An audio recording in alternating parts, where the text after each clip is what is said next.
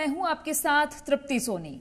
छत्तीसगढ़ में लगातार जीत से गदगद कांग्रेस ने 2023 के लिए बड़ा टास्क रखा है, 75 प्लस का टास्क।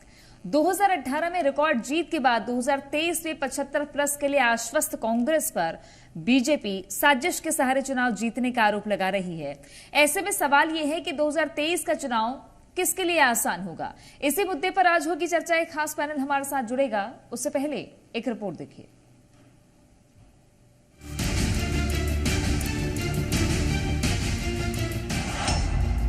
2023 के लिए कांग्रेस का नारा, अब की बार 75 पार। छत्तीसगढ़ में साजिश की सताई बीजेपी, साजिश के सिर हार का ठीकरा। छत्तीसगढ़ में पिछले 4 सालों में 5 उपचुनाव जीतने के बाद कांग्रेस का जोश हाई है। इतना ही नहीं, हिमाचल प्रदेश में सीनियर ऑब्जर्वर बनाए गए मुख्यमंत्री भूपेश बघेल की अगुवाई में कांग्रेस की झोली में अब हिमाचल प्रदेश भी है।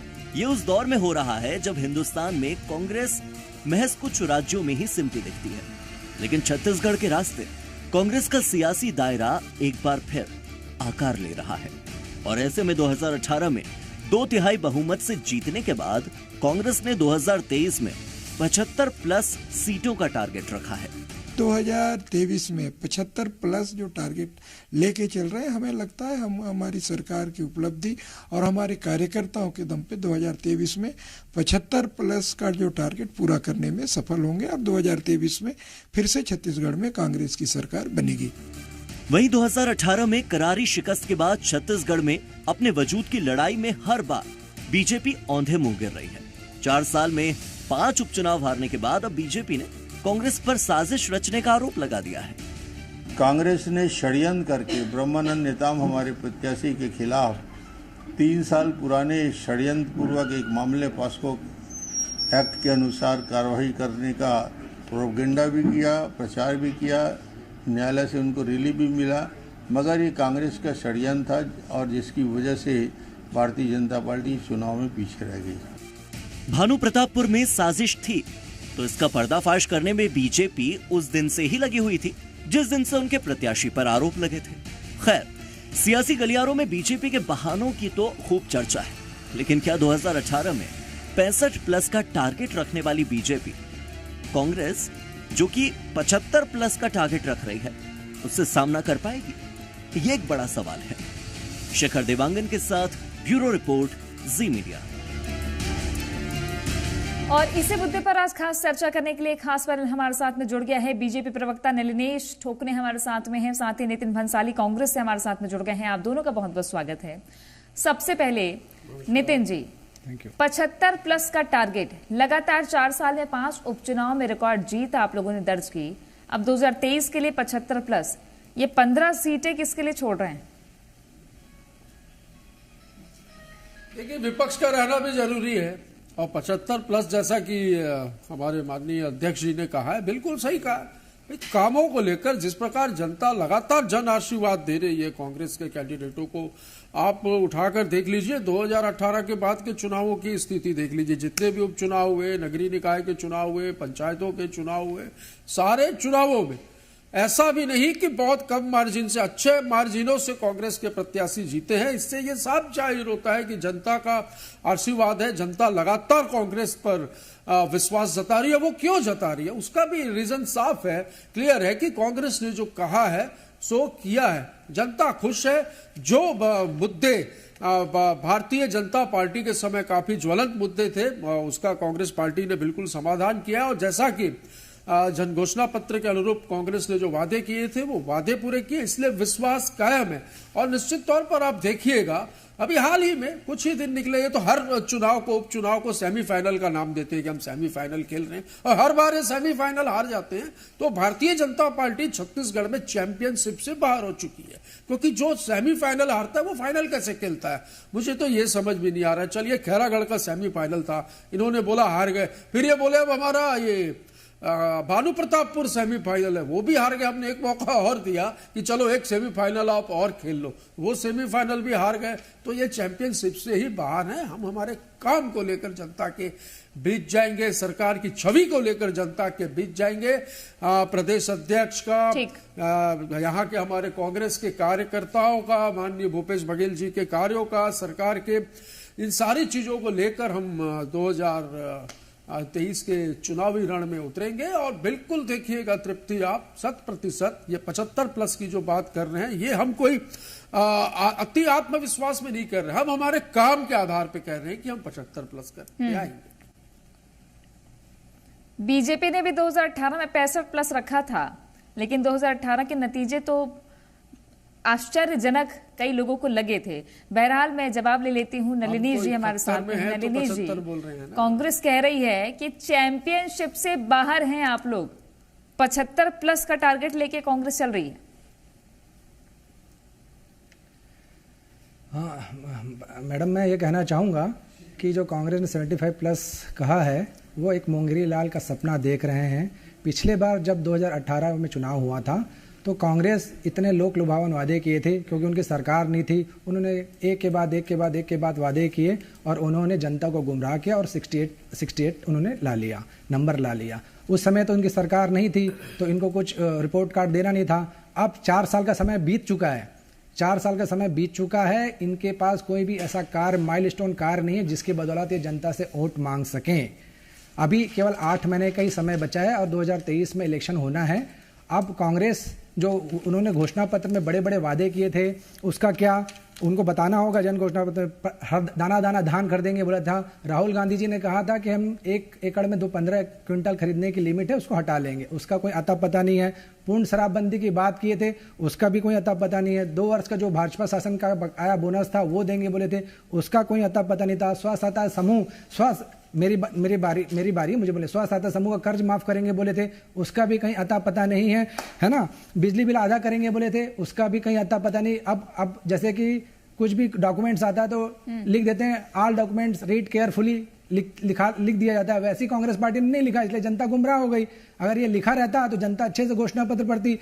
बिजली बिल आधा करेंगे लिखे हैं घोषणा पत्र में, मैं लेके आया हूं साथ में घोषणा पत्र, ये देखिए उसमें क्लियर कट लिखा है कि आधा करेंगे। अब इसमें कंडीशनल आप देखिए, ये देखिए, आप सुनने की हिम्मत नहीं है, सुनने की हिम्मत नहीं। कंडीशन अप्लाई, कंडीशन अप्लाई है, कहीं कुछ नहीं कर पा रहे। बारी से बोलने देते हैं, आपसे भी मैं जवाब लूंगी। मंडी टैक्स माफ करेंगे बोले थे, मंडी टैक्स बढ़ा दिए। प्रॉपर्टी टैक्स हाफ करेंगे बोले थे, आज तक उस पर कोई चर्चा नहीं करते। तो इतने सारे ग्रामीण को, लेकिन इन मुद्दों को लेकर आप मैदान में तो जाते हैं, कई बार आपके प्रदर्शन भी हाल फिलहाल में देखने को मिले हैं नलिनी जी, लेकिन उसका असर चुनाव में तो नहीं दिखता ना। 5 उपचुनाव हारना, उसके बाद क्या बचता है फिर? कांग्रेस तो यही कहती है ना, जब भी उपचुनाव होते हैं 5 चुनाव, ठीक है ना, 5 उपचुनाव जब भी होता है सरकार का अपहरण होता है, सरकार की पूरी मशीनरी उसमें लगती है। खैरागढ़ चुनाव जब हुआ, उपचुनाव हुआ, तो भूपेश बघेल जी ने जिला घोषणा करना पड़ा। उन्होंने अपने 3-3.5 साल के कामों का 3.5 साल के कामों का आधार पर वोट नहीं मांगा। इतना इन्होंने मांगने अपने 3.5 साल के कार्यक्रम में काम के आधार पर वोट नहीं मांगा, है ना। जिला बनाने की घोषणा करनी पड़ी। अब विरोधा बैंड इन्होंने भानुप्रतापपुर उपचुनाव लड़ा, आपसे भी जवाब बदनाम किया। FIR में नाम नहीं था, किसी आरोपी के बयान में नाम नहीं था। ठीक है, चलिए जवाब ले लेती हूँ मैं। नितिन जी, बीजेपी साजिश का आरोप लगा रही है कि आप लोग साजिश करके चुनाव जीते हैं भानु प्रतापपुर का। हार गए, स्वीकार कर रहे हैं, हम स्वीकार कर रहे हैं, आपको बधाई दे रहे हैं। लेकिन जो कारण थे उसको भी हम गिनाने से पीछे नहीं हटेंगे। 75+ का सपना मुंगेरी लाल का सपना है। 75+ लाने के लिए ब्लॉक स्तर से लेके प्रदेश स्तर, राष्ट्रीय स्तर तक एक साथ कार्य करना पड़ेगा। इनके पार्टी में इतना सिर फुड़बल है। मुख्यमंत्री TS जो भिड़े पड़े हैं, प्रदेश अध्यक्ष मुख्यमंत्री भिड़े हुए हैं, राष्ट्रीय अध्यक्ष खड़े जी भूपेश बघेल भिड़े हुए हैं। जो कांग्रेस की सबसे बड़ी कमेटी बनी है उसमें माननीय एक करके बात कर लेते हैं ना, क्योंकि ऐसे शुरू से ही आप लोग लड़ना शुरू कर देंगे। आरोप प्रत्यारोप तो ऐसे ही लगातार चलता है। एक करके बात करते हैं। आप दोनों से निवेदन है, शांत हो जाइए। नितिन जी, मेरा सवाल आपसे है, जी। बीजेपी ये कह रही है कि साजिश करके आप लोग चुनाव जीते हैं भानु प्रतापपुर का? अब जो साजिशों के साए में पले हो, जिन्होंने शुरू से साजिशें की हो, जिन्होंने शुरू से भ्रष्टाचार की हो, ये अभी बोल रहे थे मुंगेरी लाल के हसीन सपने, एक कहावत इन पे भी सूट होती है, सावन के अंधे हैं, इनको सब जगह हरा ही हरा दिखता है। सावन के अंधे हैं भाजपा के सभी, इनको सब जगह हरा ही हरा दिखता है। इन्होंने खुद जो किया इनको लगता है सब जगह वैसा ही हो, ऐसा कुछ नहीं है। हम हमारे कामों को लेकर जनता के बीच थे। स्वर्गीय मनोज मंडावी जी के काम, भूपेश बघेल जी के काम, और इनके नाम पर जनता ने जन आशीर्वाद दिया। कभी बोलते हैं खैरागढ़ जिला बना दिया इसलिए जीत गए, तो इन्होंने क्या किया 15 साल खैरागढ़ के लिए? और भानु प्रतापपुर में षड्यंत्र करने की कोशिश, तो किसी समाज को भड़काकर करने की कोशिश तो इन्होंने की थी, उसमें भी विफल हुए। भानु प्रतापपुर में हाल ही के चुनाव में दूसरे और तीसरे नंबर की लड़ाई में ये फंसे थे, और ये आज यहां बैठकर बड़ी बड़ी बात कर रहे हैं। जनता का कोई मुद्दा नहीं है इनके पास। जनता की ऑडिट होगी ना भाई साहब 2023 में। हम कह रहे हैं 70+, ये कोई सपना नहीं है, खुली आंखों से कह रहे हैं। आप लोगों के जैसे सोते सोते बात नहीं कर रहे, बिल्कुल खुली आंखों से इस टीवी चैनल में एक जिम्मेदारी से मैं बैठकर ये कहता हूं कि हम हमारे काम पर वोट मांगेंगे। जनता का जो विश्वास हमारे ऊपर बना हुआ है ये कायम रहेगा। अब मैं काम गिना देता हूं, राजीव गांधी किसान न्याय योजना, 2500 रुपए पूरे देश में जो धान का समर्थन मूल्य छत्तीसगढ़ में मिल रहा है, कहीं नहीं मिल रहा है। कर्जा माफ किया, इन्होंने बोला नहीं किया, कर्जा माफ किया। दाई दीदी क्लिनिक, आपके मुख्यमंत्री, अरे भाई यही तो समस्या है। नरवा गरवा गुरवा बाड़ी, गोधन न्याय योजना, 65 प्रकार के वनोपज की खरीदी, नई उद्योग नीति, बंद पड़े उद्योग को चालू किया, शहरी श्रम स्वास्थ्य योजना, महिला सशक्तिकरण, कुपोषण की दर में 2% की कमी आई, नक्सलवाद पर लगाम, आदिवासियों की जमीन वापस, आत्मानंद इंग्लिश स्कूल, बंद पड़े स्कूलों को हमने खोला, फर्जी नक्सली मामलों में जिन आदिवासियों को जेल में बंद किया था उनको रिहा करने के लिए आयोग शराब के अवैध पैसों से विद्यालय चला रहे हैं, बजट का प्रावधान नहीं किया। नलिनी जी, मेरा सवाल आपसे है, भानु प्रतापपुर के उपचुनाव को साजिश बताया। आज पूर्व सीएम रमन सिंह ने कहा कि साजिश के तहत कांग्रेस चुनाव जीती है, लेकिन बड़ा सवाल यह है कि साजिश तो शुरू से साजिश के आरोप आप लोग शुरू से लगाते रहे, आप लोग ये बोलते भी रहे उपचुनाव की वोटिंग से पहले भी, लगातार प्रचार में भी, लेकिन उसका असर दिखा नहीं। दूसरी बात, आप कहते हैं कि मुंगेरी लाल के सपने कांग्रेस के हो सकते हैं, लेकिन सबसे बड़ी चुनौती तो यह भी है कि आपके दिग्गज नेताओं का जादू फीका पड़ रहा है। बृजमोहन अग्रवाल बड़े मैनेजर माने जाते हैं, लेकिन उपचुनाव में जीत नहीं दिला पाए।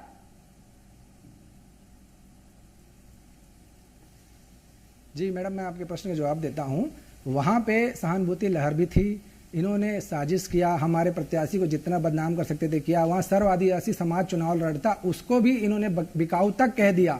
ये किस लेवल तक जा चुके थे चुनाव जीतने के लिए, इसका उदाहरण है भानु प्रतापपुर उपचुनाव।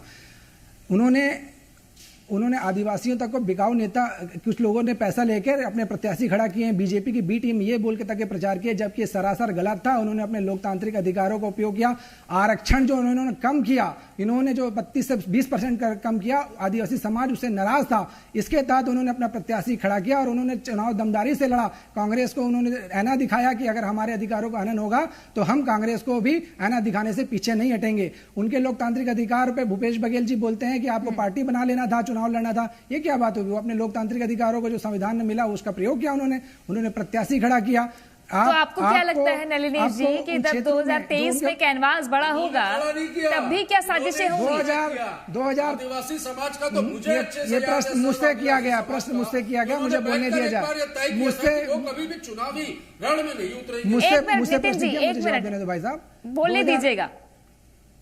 जी मैडम, प्रश्न रिपीट करेंगे।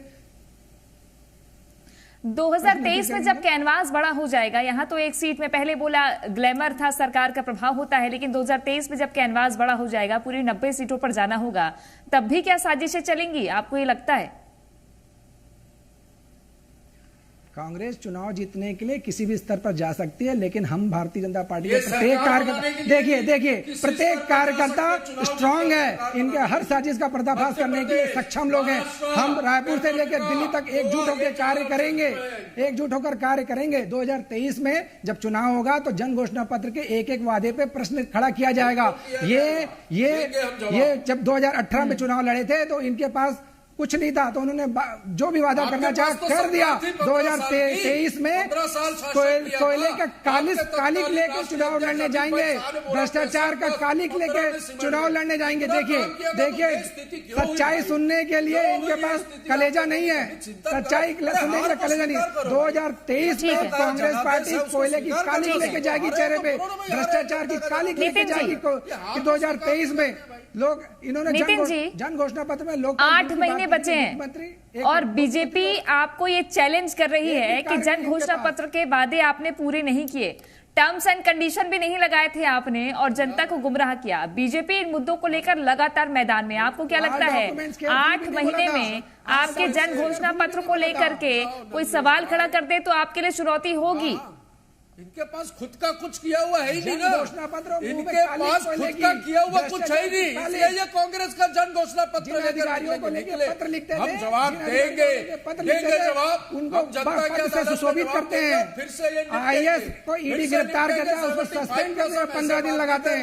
एक अभी मुख्यमंत्री की उप सचिव 4 से 6 दिन से। एक मिनट नलिनी जी जवाब देने दीजिए, मात्र 1 मिनट का वक्त बचा है मेरे पास में, बारी बारी से बोल लेते हैं। बिल्कुल प्रयास करेंगे और उन वादों को पूरा करेंगे, क्योंकि हमें पता है हमें जनता की अदालत में जाना है और ये प्रश्न करेंगे क्योंकि इनके पास तो कुछ है ही नहीं, खुद का करने का बताने के लिए खुद ने क्या किया वो है नहीं। तो ये तो हमारा ही जन घोषणा पत्र लेकर घूमेंगे ना, घूमे, हम जवाब देने के लिए तैयार है। अभी तो दे लीजिए सर, डिबेट में 2023 तो दे देंगे, एक भी काम नहीं। भ्रष्टाचार चरम सीमा पे, 75 प्लस का टारगेट है। पिछली बार आप लोगों ने रखा था 65 प्लस, इस बार क्या कोई टारगेट लेके चल रहे हैं? लेना पड़ता है, सड़क के गड्ढे भरने के लिए लोन लेना पड़ता है। मुख्यमंत्री जी जिस काम का इनॉग्रेशन करने जाते हैं उसका टेंडर डॉक्यूमेंट बाद में खुलता है। आखिरी सवाल है, 1 मिनट नलिनी जी, आखिरी सवाल है आपसे। 75 प्लस का टास्क कांग्रेस लेके चल रही है, आपने पिछली बार 65 प्लस रखा था, क्या कोई टारगेट लेके चल रही है बीजेपी अब? हम कांग्रेस से अधिक सीट लेके सरकार बनाएंगे। इतने 90 सीट है तो ये 65 प्लस बोला था, उससे अधिक हमने लेके। देखिए मेरे जवाब पे ये बोल रहे हैं, मेरे टर्न में देखिए इतने उतावले हैं। हम अगली 2023 में सरकार बनाएंगे। इनके जन घोषणा पत्र खोखले वादे साबित हुए हैं, खोखले साबित हुए हैं, इंफ्रास्ट्रक्चर पे काम नहीं हुआ है। जन घोषणा पत्र के वादों की वादा खिलाफी को लेकर मैदान में बीजेपी जाने वाली है और कांग्रेस 75 प्लस का नारा लेकर। अब 2023 किसके लिए आसान है ये वक्त बताएगा। बहरहाल शुक्रिया आप दोनों का हमसे चर्चा करने के लिए। आपकी आवाज में आज के लिए बस इतना ही, बाकी अपडेट्स के लिए बने रहिए जी मध्य प्रदेश छत्तीसगढ़ के साथ।